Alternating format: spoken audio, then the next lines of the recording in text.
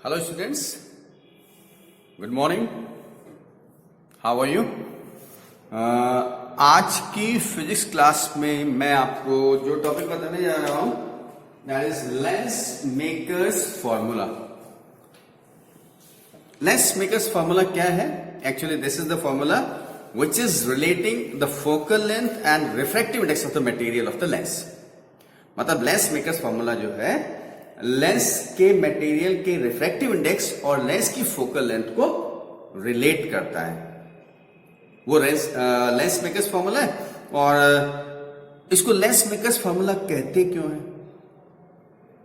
क्योंकि जो मैन्युफैक्चरर्स हैं, जो लोग लेंस बनाते हैं, मैन्युफैक्चरर्स उसके, वो इस फॉर्मूले को यूज करके पर्टिकुलर फोकल लेंथ का और पर्टिकुलर रिफ्रैक्टिव इंडेक्स मटेरियल के लेंसेस तैयार करते हैं। यानी लेंस मैन्युफैक्चरर्स जो है इस फार्मूले को लेंस तैयार करने के लिए यूज करते हैं, इसीलिए इसको हम लोग लेंस मेकर्स फॉर्मूला कहते हैं। स्टूडेंट्स, कुछ चीजें देखिए, जैसे मैंने ऑलरेडी डायग्राम बना रखा हुआ है, ये लेंस है हमारा, और देखिए लेंस में, या आपको पिछले लेक्चर में मैंने रिफ्रैक्शन थ्रू स्फेरिकल सरफेस बताया था, तो वहां डिस्टेंस कहां से मेजर की गई थी? पोल से। तो पोल क्या है? अगर हम इस लेंस को देखें तो इस लेंस में और स्फेरिकल सरफेस में डिफरेंस क्या है? लेंस ये है और जो कल हमने स्फेरिकल सरफेस बताई थी ये है। कहने का मतलब स्फेरिकल सरफेस में एक सरफेस कर्व होती है, जबकि लेंस में दोनों सरफेस हमारी कर्व होती हैं, राइट? तो मैंने यहां से इसको पोल माना था, तो उसके हिसाब से ये पॉइंट बी और डी, ये दोनों पॉइंट्स हमारे पोल के तरीके से बिहेव करेंगे। तो डिस्टेंस कहां से मेजर होगी? Students, distance is measured from the pole, right? तो डिस्टेंस को हम पोल से मेजर करते हैं, यानी डिस्टेंस हमारी पॉइंट बी से मेजर की जानी चाहिए और डी से मेजरमेंट होना चाहिए। लेकिन मैं क्या एग्जम्पशन ले रहा हूं यहां कि इसका ये पॉइंट जो दिखाई दे रहा है लेंस के बीच में, इसको ऑप्टिकल सेंटर अगर हम बोल दें, तो मैं क्या कर रहा हूं यहां पर डिस्टेंस ऑप्टिकल सेंटर से मेजर कर रहा हूं, पोल से मेजर नहीं कर रहा हूं। क्यों? क्योंकि ये डिस्टेंस जो हमारी आ रही है आई डैश या ओ की, यानी यू वी वी डैश जो भी आ रही है, उस डिस्टेंस के कंपैरिजन में थिकनेस बहुत स्मॉल है। तो पहले मैं थिकनेस रखूं, जैसे यहां पर करता हूं तो v प्लस टी या v माइनस टी करूंगा, बाद में कहूंगा थिकनेस इज वेरी स्मॉल, इसलिए हम इसको नेग्लेक्ट कर दे रहे हैं। तो ये सब स्टेप हटाने के लिए मैंने क्या किया है कि डायरेक्टली डिस्टेंस का मेजरमेंट आपके ऑप्टिकल सेंटर से किया है, राइट? सेकेंड थिंग, अब लाइट रे हमेशा लेफ्ट टू राइट मानी जाएगी और डिस्टेंस जो भी मेजरमेंट होगा वो ऑप्टिकल सेंटर से होगा। लाइट रे के डायरेक्शन में ये मेजरमेंट पॉजिटिव होगा, लाइट रे के अपोजिट डायरेक्शन में ये मेजरमेंट नेगेटिव होगा। ये साइन कन्वेंशन आपको मालूम है। तो मैंने ऑलरेडी डायग्राम बना रखा है, मैं आपको समझा रहा हूं कि ये लेंस है A B C D A, ये कॉन्वेक्स लेंस है, right? This is your principal axis, that you know very well. इस प्रिंसिपल एक्सिस पे मैंने एक पॉइंट ऑब्जेक्ट ले रखा है O। This is your point object. तो अगर हमारा O पॉइंट ऑब्जेक्ट है तो यहां से लाइट चलेगी, ये लाइट जा रही है, मैं नाम क्या दूं? L M O L, light ABC surface पर फॉल कर रही है, इस पॉइंट को मैंने L नाम दिया है। तो अब इस सरफेस पे फॉल कर रही है तो क्या होगा? अब दूसरे मीडियम में जाएगी, रिफ्लेक्शन होगा। तो इसके लिए सबसे पहले हम यहां पे नॉर्मल ड्रा कर रहे हैं, और ये N नॉर्मल हमारा ये जा करके पॉइंट C1 पर मिल रहा है। पॉइंट C1 क्या है? Centre of curvature of surface ABC। ये जो C1 है इस सरफेस का, ABC सरफेस का सेंटर ऑफ कर्वेचर है, और ABC सरफेस का सेंटर ऑफ कर्वेचर है, तो इसका डिस्टेंस का मेजरमेंट रेडियस ऑफ कर्वेचर कहलाएगा। और वो मैंने यहां पे लिख रखा है, this is R1। the distance of center of curvature from the pole will be radius of curvature denoted by r1, right? तो क्या हुआ कि ये लाइन स्ट्रेट जाने की बजाय नॉर्मल की तरफ ये बेंड कर रही है। अच्छा, अगर यहां पर सेकेंड सरफेस नहीं होती तो ये लाइन सीधे चली जाती और जा करके आई प्रिंसिपल एक्सिस के इस पॉइंट पे मिलती। ठीक है, तो इसको हम कहते हैं इमेज बन गई। लेकिन क्या है, मैं ये एज्यूम कर रहा हूं कि अगर ये सेकेंड सरफेस नहीं है तो लाइट यहां पर आई डैश पर आकर के मिलेगी, लेकिन ऐसा है नहीं, लेंस है और लेंस में बता चुका हूं कि दो कर्व सरफेस से घिरा हुआ एक मीडियम। तो इसका मतलब अब क्या होगा कि रिफ्रैक्शन अब डबल रिफ्रैक्शन होगा। पहला रिफ्रैक्शन इस सरफेस से होगा और दूसरा रिफ्रैक्शन सेकंड सरफेस से। तो पहला ये रिफ्रैक्शन इधर बेंड की, अब इस पॉइंट पर हमने नॉर्मल ड्रा किया एम पॉइंट पर, तो एन डैश नॉर्मल है जो कि प्रिंसिपल एक्सिस पर यहां पर मिल रहा है C2। तो ये क्या हो गया students, this is your centre of curvature for surface ADC। ADC surface के लिए सेंटर ऑफ कर्वेचर C2 है, राइट। तो अब सेंटर ऑफ कर्वेचर का डिस्टेंस क्या आ जाएगा, radius of curvature, and it is denoted by R2। तो ये R2 दिया गया। कहने का मतलब अगर एक लेंस हम कंसीडर कर रहे हैं तो इसके दो रेडियस ऑफ कर्वेचर होंगे, एक तो इस सरफेस का रेडियस ऑफ कर्वेचर R1 और दूसरा इस सरफेस का रेडियस ऑफ कर्वेचर R2। और कोई जरूरी नहीं है कि दोनों के रेडियस ऑफ कर्वेचर सेम हो, और हमने यहां पर दोनों को थोड़ा सा डिफरेंट लिया भी है, एक को R1 लिया है और एक को R2। पहले का रेडियस ऑफ कर्वेचर R1 और दूसरे का R2 जो कि डायग्राम में दिखाई दे रहा है, राइट। अब देखिए, कहते हैं कि लेंस जिस मटेरियल का बना हुआ है उसका रिफ्रैक्टिव इंडेक्स है μ2 और लेंस रखा है उस मीडियम में जिसका रिफ्रैक्टिव इंडेक्स है μ1। तो लेंस के मटेरियल का रिफ्रैक्टिव इंडेक्स μ2 और इसके दोनों तरफ रिफ्रैक्टिव इंडेक्स क्या है, μ1। कोई डाउट किसी को नहीं। अब डायग्राम फिर से समझिए कि लाइट यहां से चली, यहां पे फॉल करती है, रिफ्रैक्शन होता है, स्ट्रेट न जाकर के नॉर्मल की तरफ बेंड करेगी। अगर ये सरफेस नहीं होती तो ये सीधे जाकर के यहां पे मिलती और इमेज हमारी यहां बनती। जब लेकिन सेकंड सरफेस ना होती तब, यहां तो हमारी सेकंड सरफेस प्रेजेंट है, तो अब क्या होगा, यहां आने के बाद सेकंड सरफेस रिफ्लेक्शन होगा। यहां पे नॉर्मल हमने ड्रॉ किया। अब क्या होगा, क्योंकि रेयर से डेंस में जा रही थी तो light towards the normal bend करती है। अब डेंस से रेयर में निकलेगी तो लाइट नॉर्मल से अवे जाएगी, तो यूं न जाकर के ये अवे जाएगी और finally it meets eight point I. तो मेरा कहने का मतलब ये है कि इस ऑब्जेक्ट की इमेज इस आई पर बनेगी। बाकी ये सब कहानी हमने आपको बताई है, पूरा ऑपरेशन किया इमेज फॉर्मेशन का कि फर्स्ट सरफेस से क्या होगा, सेकंड सरफेस से क्या होगा। तो अब आप एक चीज देखिए, जब फर्स्ट सरफेस से रिफ्रैक्शन होगा तो पॉइंट को क्या कहलाएगा, डिस्टेंस तो हम ऑप्टिकल सेंटर से मेजर कर रहे हैं, तो ये ऑब्जेक्ट है, ये डिस्टेंस हमारी होगी u, यस। और फर्स्ट सरफेस के लिए इमेज कहां बनी थी, फर्स्ट सरफेस के लिए इमेज बनी थी यहां पर, तो ये कहलाएगी इमेज v, और v डैश लिखूंगा क्योंकि ये फाइनल इमेज नहीं है, ठीक है। अब क्योंकि सेकेंड सरफेस है तो अब रिफ्रैक्शन दोबारा होता है और फाइनली इमेज यहां पे आती है। तो माना ही जाता है सेकेंड सरफेस के लिए, for second surface object image I dash is considered as object. तो फाइनल इमेज ये हो गई, तो ये हो जाएगा u की जगह सेकेंड सरफेस के रिफ्रैक्शन में, पहले सरफेस के रिफ्रैक्शन में u की जगह ये लिखेंगे और v की जगह लिखेंगे। लेकिन जब सेकेंड सरफेस से रिफ्रैक्शन लेंगे तो u की जगह पर हम ये लेंगे क्योंकि ये ऑब्जेक्ट का काम करेगा, और फाइनल इमेज ये होगी तो v की जगह इसको पुट करेंगे, ठीक है। इसमें कोई दिक्कत नहीं है। तो अब एक फॉर्मूला अगर आपको याद आ रहा होगा, रिफ्रैक्शन थ्रू स्फेरिकल सरफेस मैंने आपको बताया था, उसमें क्या था, μ2 by v minus μ1 by u is equal to μ2 minus μ1 by r।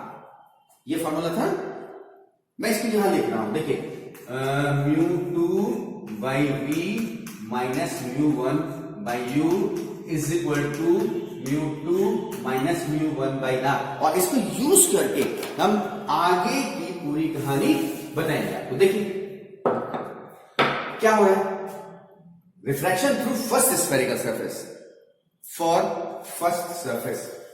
मैंने पहले कुछ डायग्राम को आपको समझा दिया, समझ में आ गया होगा। ये इंपॉर्टेंट है, लेंस मेकर्स फॉर्मूला भी इंपॉर्टेंट है। रे ऑप्टिक्स में जो भी कुछ पढ़ाया जा रहा है, each and everything is important board के पॉइंट ऑफ व्यू से। डायग्राम समझ में आ गया, लिखा क्या है, let there is a double convex lens, क्योंकि दोनों सरफेस कॉन्वेक्स है, of refractive index μ2 placed in medium of refractive index μ1, μ2 is greater than μ1, यानी इस मीडियम का रिफ्रैक्टिव इंडेक्स आउटर मीडियम से ज्यादा है। R1 and R2 are the radius of curvature of the surfaces ABC and ADC respectively। यहां तक लिखा हुआ है। तो for refraction through, for refraction through first surface, ये फॉर्मूला लगा तो क्या हो जाएगा, देखो μ2 μ1 से μ2 में जा रहा है। कल वाला केस देखिएगा जो पिछले लेक्चर में बताया था, μ1 से μ2 में जा रहा है दूसरे मीडियम में, तो μ2 बाई v क्या था, इमेज, और फर्स्ट सरफेस के लिए इमेज क्या है, i डैश, और वो डिस्टेंस क्या है, v डैश। तो फॉर्मेशन क्या होगा, μ2 बाय v की जगह क्या लिखेंगे, v dash minus μ1 by u, और u तो नहीं रहेगा, u is equal to μ2 minus μ1 by R1 radius of curvature for this surface, और ये क्या है, R1। तो हम लोगों ने यहां पे R1 कर दिया। This is equation 1। अब इसके बाद देखिए, for refraction through second surface, image I dash will work as object through second surface, object and final image will be at I। ठीक है, फाइनल इमेज हमारी I पर होगी, और मुझे नहीं लगता इसमें किसी को कोई प्रॉब्लम है। देखिए स्टूडेंट्स, अगर फाइनल इमेज I पर है तो अब क्योंकि I डैश ऑब्जेक्ट की तरीके से कर रहा है, image I dash will work as object, तो इस डिस्टेंस को हम U लेंगे सेकेंड सरफेस के लिए, और फाइनल इमेज ये है तो इसको V लेंगे। तो अब सेकेंड सरफेस रिफ्रैक्शन के लिए क्या होगा, μ2 by v minus μ1 by u, μ2 by v, तो अब आ कहां रहे हैं, दूसरे मीडियम में, यानी μ1 बाई v, v तो फाइनल हो गया ना, v का मतलब फाइनल, माइनस μ2 बाई u। अब u की जगह क्या रखेंगे बताइए, क्योंकि ये इमेज ऑब्जेक्ट की तरीके से काम करेगी ना, तो दिस v डैश, इसको v डैश से यहां लिखते हैं, this is your v dash. तो v डैश ऑब्जेक्ट की तरीके से काम करेगा, तो μ2 by v dash is equal to μ1 minus μ2 by R2। This is your equation number 1। किसी को कोई प्रॉब्लम नहीं, हमने दोनों इक्वेशंस लिख दिया। कुछ नहीं, साइन कन्वेंशन यहां पे ध्यान रखा, क्यों, क्योंकि रिफ्रैक्शन थ्रू स्फेरिकल सरफेस में साइन कन्वेंशन का ध्यान रख के ही ये रिलेशन डेराइव किया गया था। तो मैं इस रिलेशन को ही डायरेक्टली पुट कर रहा हूं, मैं इसको डायरेक्ट तो कर नहीं रहा हूं, डायरेक्टली पुट कर रहा हूं। अच्छा, मैं इसको हटा दे रहा हूं। देखिए स्टूडेंट्स, क्या हुआ, ये दो इक्वेशन आ गई, तो अब क्या करें, दोनों को ऐड कर दें, एडिंग इक्वेशन 1 एंड 2, दोनों को जोड़ रहा हूं मैं। इस स्टेप को यहां से कर रहा हूं, देखिए पहले ये लिखें, यानी क्या हो जाएगा, μ2 by v dash minus μ1 by u plus μ1 by v म्यू1 बाई वी माइनस म्यू2 by V dash is equal to म्यू2 माइनस म्यू1 बाई R1 प्लस म्यू2 माइनस म्यू1 बाई R1। और ये क्या है, म्यू1 बाई म्यू2 बाई R2।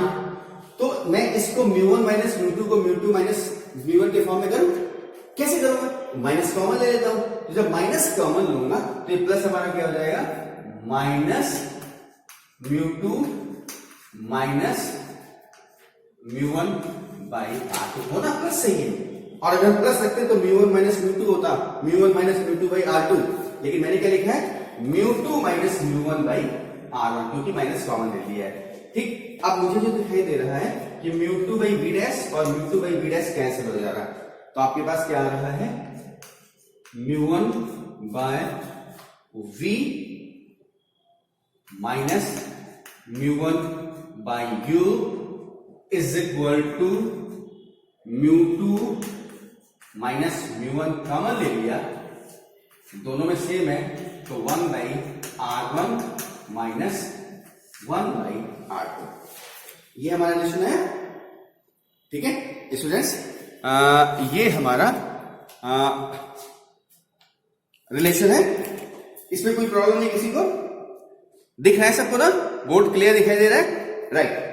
ये रिलेशन जो हमारा आ गया तो हम इसको और एडवांस करते हैं, लेकिन इससे आगे एडवांस करें उससे पहले आप वीडियो को पॉज करके पूरा नोट कर लीजिए, थोड़ा बचा है, ज्यादा नहीं है, लेकिन फिर भी स्पेस नहीं है, तो ये आप नोट करिए, फिर मैं आपको बताता हूं।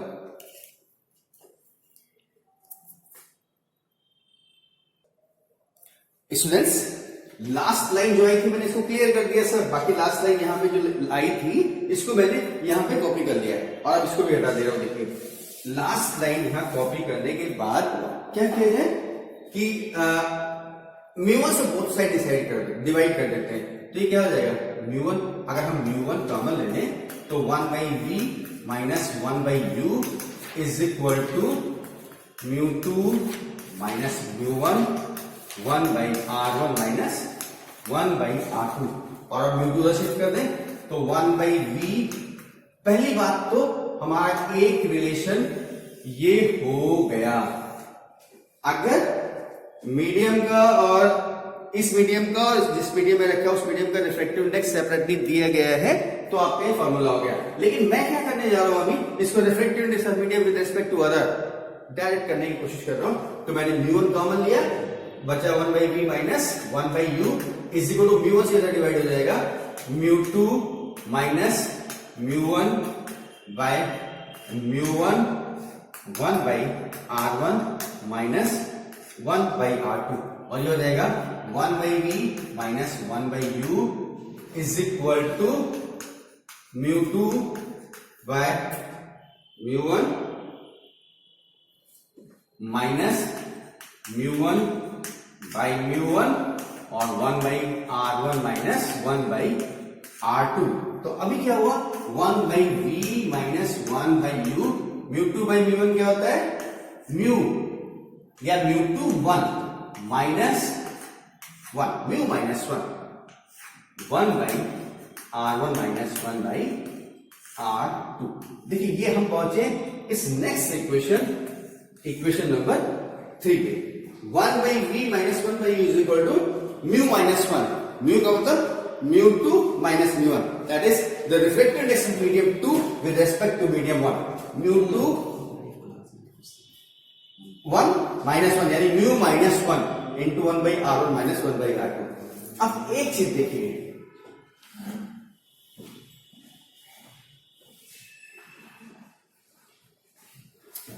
अगर ये ऑब्जेक्ट इनफाइनाइट पे रखा हुआ है, यानी यू क्या हो गया, इनफाइनाइट, तो इमेज कहां बनेगी, ये ऑब्जेक्ट अगर इनफाइनाइट पे है तो आने वाली लाइट कैसी हो जाएगी, आने वाली लाइट आपकी पैरेलल हो जाएगी, और पैरेलल लाइट जब आती है तो उससे इमेज कहां बनती है, फोकस पे।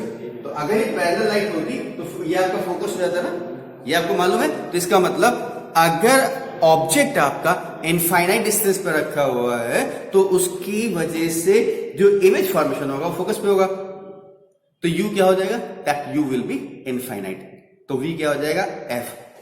देखिए मैं यहां लिख रहा हूं, if object is at infinity that is u is equal to infinite, then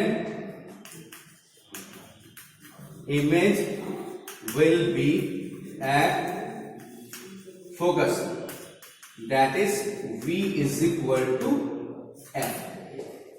object अगर इनफाइनाइट पे है तो इमेज फोकस पर होगी, यानी u इनफाइनाइट वी एफ, तो मैं यहां रखूं तो क्या हो जाएगा, 1 by F minus 1 by infinite is equal to mu minus 1 by r1 minus 1 by r2, और 1 बाई इनफाइनाइट 0 हो जाएगा, तो बचेगा क्या, 1 by f is equal to mu minus 1 by r1 minus 1 by r2।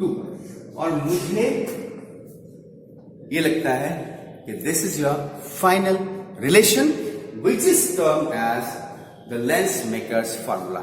इसमें किसी को कोई प्रॉब्लम नहीं? अब होता क्या है, जो उतनी देर से मैं लेंस मेकर्स फॉर्मूला बता रहा हूं कि लेंस की फोकल लेंथ है, रिफ्रैक्टिव इंडेक्स से इतनी है, तो अगर ऐसा बनाना है लेंस की फोकल लेंथ का इतने रिफ्रैक्टिव इंडेक्स के मटेरियल का, तो रेडियस ऑफ कर्वेचर हमारी क्या होनी चाहिए, वो इससे आ जाएगा, राइट? ठीक है, अब मैं इसको और थोड़ा सा एक्सप्लेन करने की कोशिश कर रहा हूं। देखिए जैसे ये रिलेशन आया था μ2 बाई μ1, ये तो डायरेक्ट दिया हुआ है, refractive index of material with respect to air. लेकिन अगर ये लेंस किसी लिक्विड में डुबो दिया जाए तो अब तो refractive index of glass with respect to air नहीं होगा ना, क्या होगा, विद रिस्पेक्ट टू लिक्विड। तो यहां पे क्या होगा, रिफ्रैक्टिव इंडेक्स 2 यानी glass with respect to air upon liquid with respect to air. वो फॉर्मूला जब हमने आपको बताया था कि कंबाइंड मीडियम में ट्रेवल कर रहा है, राइट? तो ये फॉर्मूला हमारा कंप्लीट हो गया, इसमें कोई डाउट है नहीं?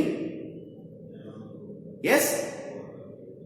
इसको आप वीडियो पॉज करके नोट करिए, फिर मैं बात करता हूं। नोट कर लिया? आपने नोट कर लिया? तो देखिए कुछ चीजें मैं आपको और बता रहा हूं, आप वीडियो पॉज करके नोट कर लेंगे तो आपका जो लेंस मेकर्स फॉर्मूला आया है वो क्या है, that is 1 by F is equal to N minus 1 by r2। R1 R2 अगर इससे फोकल लेंथ निकालनी है और आपको देखना है तो R1 पॉजिटिव है और R2 नेगेटिव है, ठीक है? मैं बताना क्या चाह रहा हूं, मैं आपको बताना ये चाह रहा हूं कि अगर बाई कॉन्वेक्स की जगह ये प्लेनो कॉन्वेक्स लेंस ले लिया गया न्यूमेरिकल्स में, बाई कॉन्वेक्स की जगह बाई कॉन्वेक्स है तो R1 पॉजिटिव R2 नेगेटिव, यानी R2 केवल नेगेटिव रखेंगे, यहां प्लस हो जाएगा और वो आपको देगा रिजल्ट। लेकिन अगर बाई प्लेनो कॉन्वेक्स लेंस है तो R1 क्या होगा, ये R1 हो जाएगा और R2 क्या हो जाएगा, बोलिए? R1 तो रेडियस ऑफ कर्वेचर हो गया ना, R2 क्या होगा, सरफेस क्या है, प्लेन, और प्लेन सरफेस का रेडियस ऑफ कर्वेचर क्या होता है, इनफाइनाइट। तो अगर प्लेनो कॉन्वेक्स लेंस दिया गया है तो एक सरफेस का रेडियस ऑफ कर्वेचर दिया जाएगा और दूसरे का रेडियस ऑफ कर्वेचर नहीं होगा, इसका मतलब वो already infinite radius of curvature का है। क्यों? क्योंकि प्लेनो कॉन्वेक्स लेंस है, उसका सरफेस हमारा प्लेन है। यस? इस कॉन्सेप्ट को ध्यान में रख करके आप न्यूमेरिकल्स को लगाएंगे, डायरेक्ट कैलकुलेशन करना है। जो फॉर्मूला हमारा दिया हुआ है, रेडियस ऑफ कर्वेचर इतनी है, दूसरे की इतनी, रिफ्रैक्टिव इंडेक्स इतनी, फोकल लेंथ कितनी होगी, या फोकल लेंथ दिया हुआ, रेडियस ऑफ कर्वेचर दिए, रिफ्रैक्टिव इंडेक्स निकालिए कितना है, या ये दिया, ये दिया, ये दिया, ये निकालना है, इनमें से कुछ भी दिया है, एक क्वांटिटी निकालनी है, तो that you can find with the help of this one. लेकिन ये है क्या, ये है refractive index of glass with respect to air, क्योंकि ये ग्लास रखा है एयर में, 2-1 कह रहा हूं ना। अब यही ग्लास अगर लिक्विड में होगा तो क्या हो जाएगा, 1/FL। ये क्या है, एयर में। कॉन्सेप्ट न्यूमेरिकल्स के लिए, ये लेंस कहां है, this lens is in the air, तो 1/FA is equal to MGA minus 1/R1 1/R2। लेकिन अगर इन,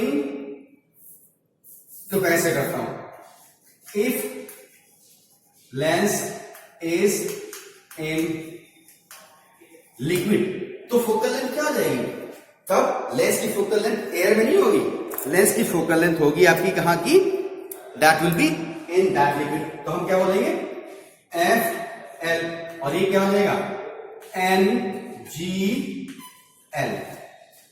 refractive index of glass with respect to air, क्योंकि एयर में है, और यही लेंस अगर आपका लिक्विड में आ जाए तो refractive index of glass with respect to liquid होगा, तो NGL बोल देंगे, ए की जगह -1/R1 माइनस 1/R2। अब इंपॉर्टेंट क्या है, refractive index of glass with respect to air आपको मालूम है, refractive index of liquid with respect to air मालूम है, लेकिन refractive index of glass with respect to liquid नहीं मालूम है। और इसके लिए हमने आपको रिफ्रैक्शन थ्रू मल्टीपल मीडिया में बताया था एक रिलेशन, वो क्या था, 1/FL इज इक्वल टू, इसके लिए क्या हो सकता है, NGA अपॉन NLA माइनस 1, यानी refractive index of glass with respect to liquid को आप लिख सकते हैं refractive index of glass with respect to air divided by refractive index of liquid with respect to air, -1 और 1/R1 माइनस 1/R2। ये बात समझ में आ रही, कोई डाउट है, नहीं, हाँ, कोई डाउट नहीं। अब इस रिलेशन को मैं डिस्कस करूंगा अपने अगले लेक्चर में। बहुत सी बातें, क्या कि अगर ये इससे ज्यादा है या ये इससे ज्यादा है या दोनों बराबर हैं, तब क्या स्टोरी होगी, लेंस कैसे बिहेव करेगा, उस चीज को मैं डिस्कस करूंगा अपने अगले लेक्चर में। तो I think this is most important topic and over for today. Thank you, God bless you. Note करके, देख करके, वीडियो समझ करके इसके नोट्स तैयार कर लीजिएगा। Thank you students.